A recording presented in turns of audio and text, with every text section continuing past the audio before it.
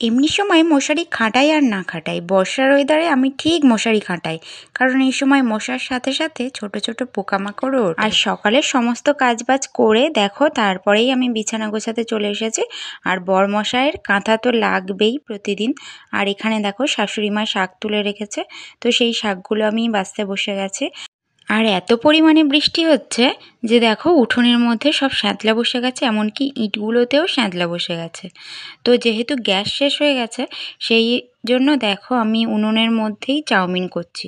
তো অনেক দিন পরে সকালের টিফিন বানাচ্ছি আর কি, তার মধ্যে দেখো গ্যাসটাও শেষ হয়ে গেল। কি কপাল আমার! তো এই প্রথমবারই আমি উনুনে আর কি চাউমিন বানাচ্ছি, একটু তো অসুবিধা হয়। তো উনুনে রান্না করতে করতে সবই অভ্যেসের মধ্যে চলে এসেছে, মানুষ তো অভ্যেসেরই দাস, তাই না? তো দেখো আমার চাউমিন অলমোস্ট কমপ্লিট হয়ে গেছে। তো বড়মশাই গিয়েছে জমির কাজে, এলে দুজনে একসাথে খাবো। তো দিদাকে খেতে দিয়ে দিলাম, তার সাথে সাথে ছেলেকেও। তো চলো আজকের মিনি ব্লগটা এই পর্যন্ত। ভালো লাগলে like, comment, share and subscribe.